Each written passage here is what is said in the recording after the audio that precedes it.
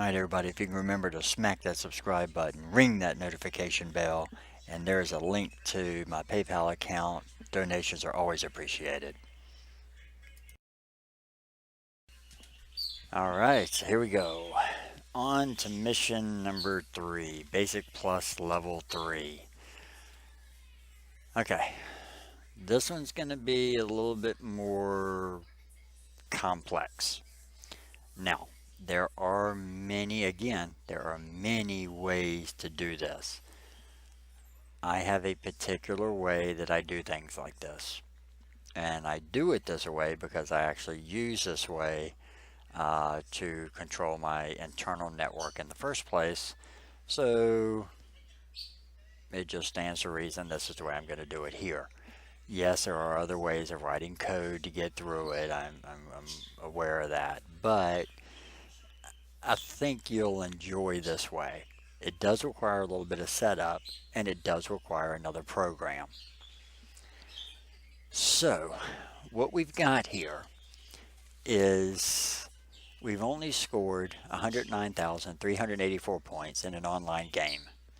But we need a score of exactly 194,175 to get top of the high score table.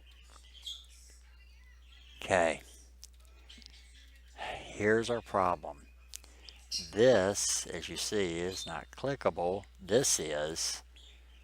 But if we view, if we right click on it, you'll see you don't see the same thing. You see zoom in, zoom out, show all, about Adobe Flash Player. This is a shockwave file. This is not embedded in the HTML, or I'm sorry, this is not HTML. If we go over here and if we view the page source, and if we go down, and I'm just going to look for something particular, SWF, shockwave file. That's the name of the game. Okay, that's the folder that it's in, b3.swf, but we need to manipulate it. This game has captured our score, 109,384, but we need it to say 194,175. So the things that you're going to need to research, even though this thing was done in a shockwave file, created by Flash and exported out as a shockwave file and embedded in a page, it still submits its variables the same way a regular page does. The only problem is you're not going to find it in the HTML code. So, do some research on how to manipulate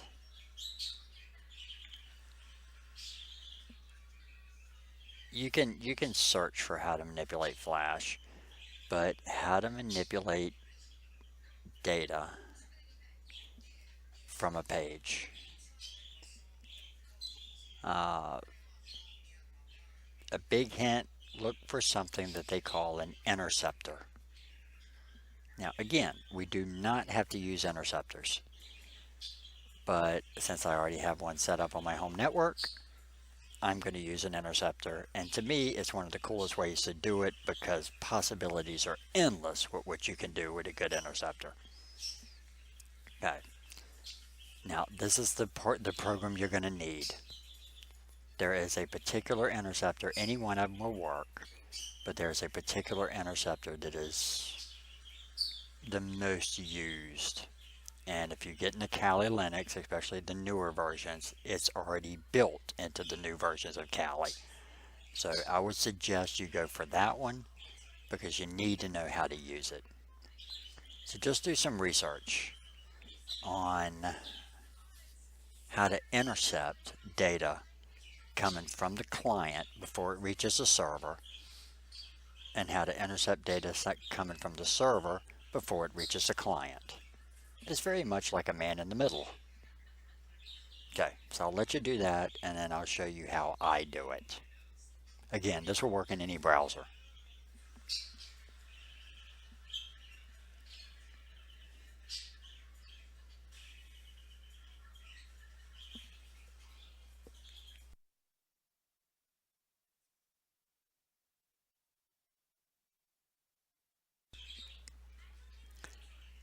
Okay, so let's see what happens right now if we click submit.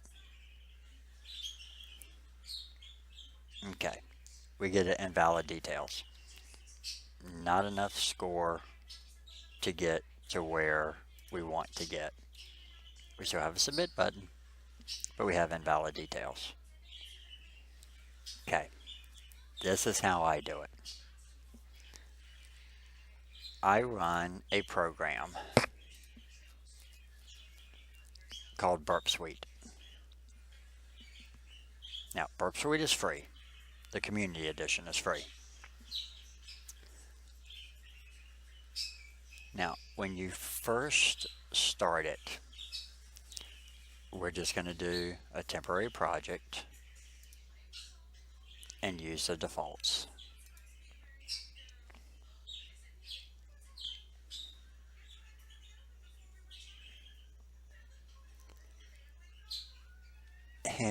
It's a little intimidating when you first open it because there's a bunch of tabs. The tab that you're most concerned with is the proxy. You see there's a button here that says Intercept is on, and it's already going to be pushed in. What that means is, after a little bit more setup, when we submit something from our browser, it is going to go into Burp Suite. Burp Suite is then going to send it to the server. Data that comes back from the server is going to go into Burp Suite, in which case we can release it to send it back to the client. Burp Suite is a proxy. It goes on the internet on behalf of you. But by doing that, we can manipulate data after it leaves the machine, the client, but before it gets to the server. There's only a little bit of setup you need to do. Now, I have it installed on the same machine.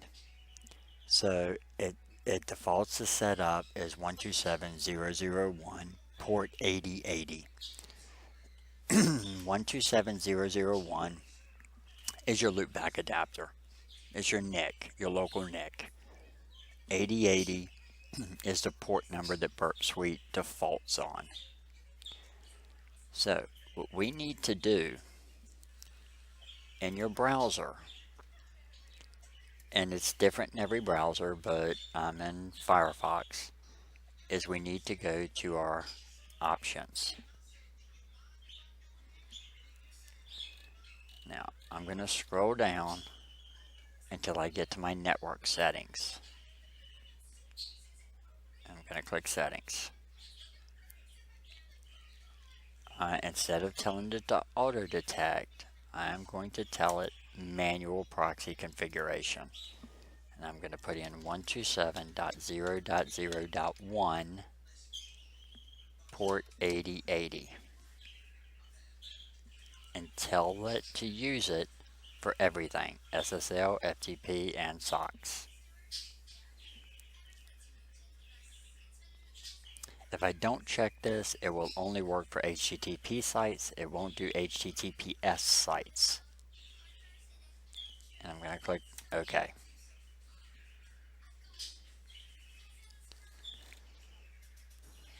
Alright, so now I have set this machine up. So when I'm using Firefox, when I submit a page, it goes to 127.0.0.1 port 8080. which is Burp Suite.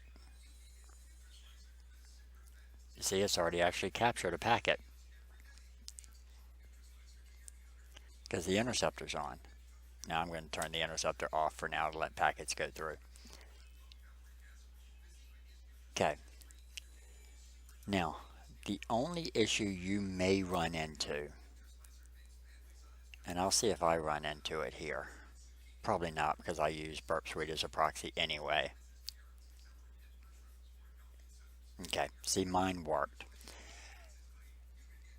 You may, after setting up Burp Suite, excuse me, you may have a problem with reaching HTTPS sites. Well, the reason why is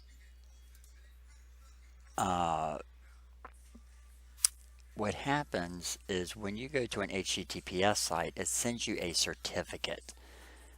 Well, here this is certificate per host. The the server is sending Burp Suite the certificate.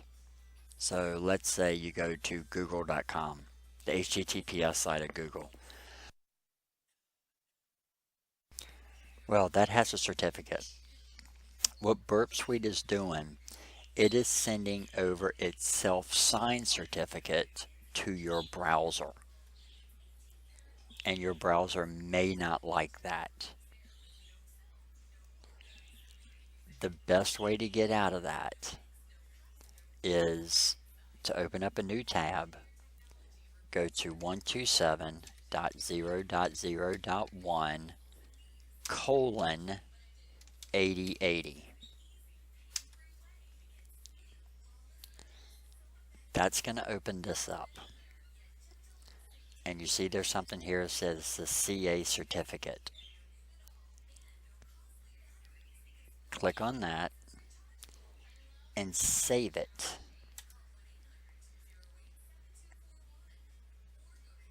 Okay, so you've now saved the certificate.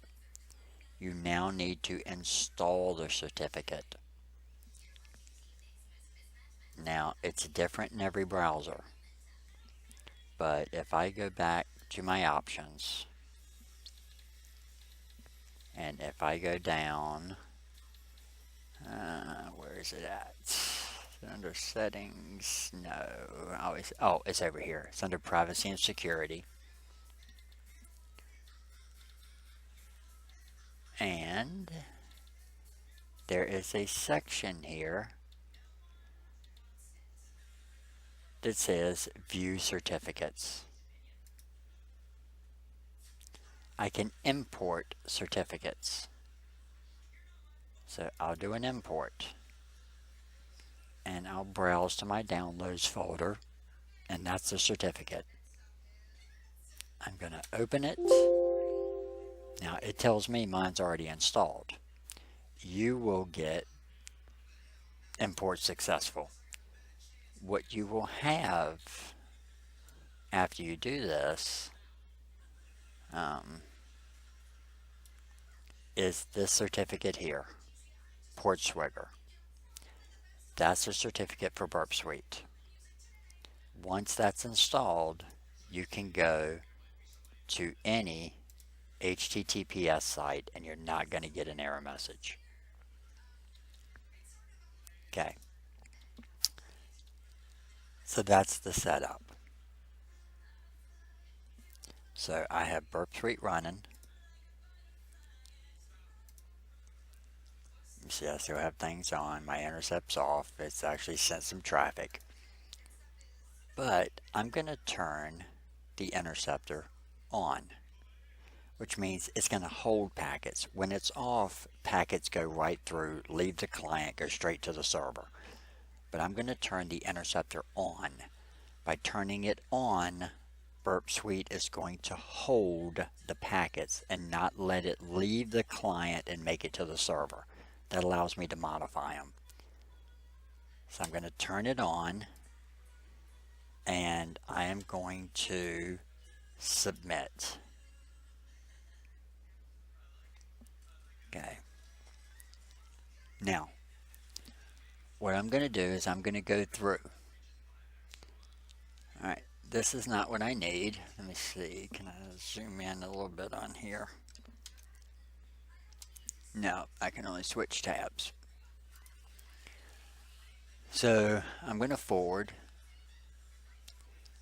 and looky here. Here is the packet that was going to be posted right here. You see that? Let's see. Now I'll go ahead. I'll tell you what, I'm going to copy it just so you can see it.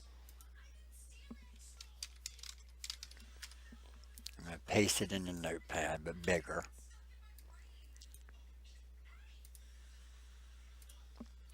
Because I want you to see this. This is the packet. You see down here, there's your variable. Score 109384. That is what has left your client machine and is on the way to the server. But we intercepted it. We can change that. So, I am going to change that number to 194175. So 194175. 194175. It is now changed. And I'm going to, by turning off the interceptor, it's going to let the packets go through. So I'm going to turn off the interceptor. And the second I do, I have bypassed the level.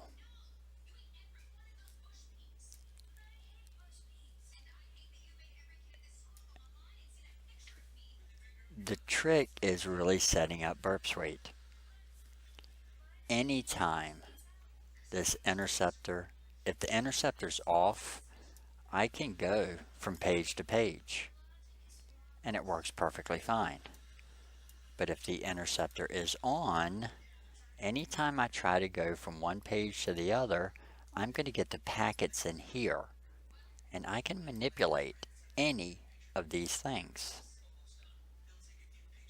I can even send somebody to a different website if I want to, by changing the host and the referrer. Now, it's a little tricky to do if you let it sit here for a while, but if I change this to Google and change the referrer to Google and then forward that packet, but again, see, there's a whole bunch of them in here. You really need to do this quick,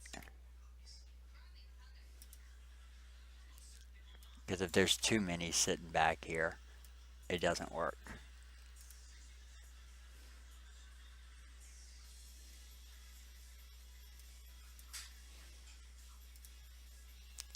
Sometimes by just changing one and then releasing it.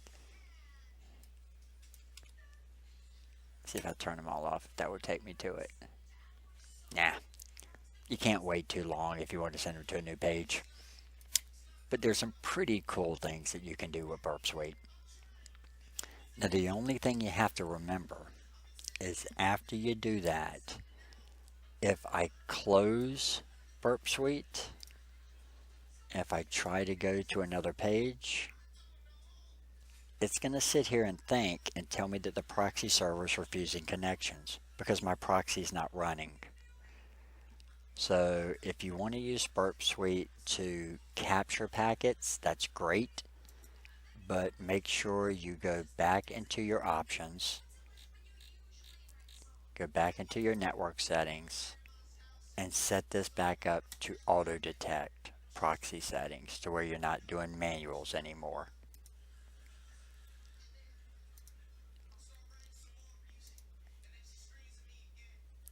So now I can get to it.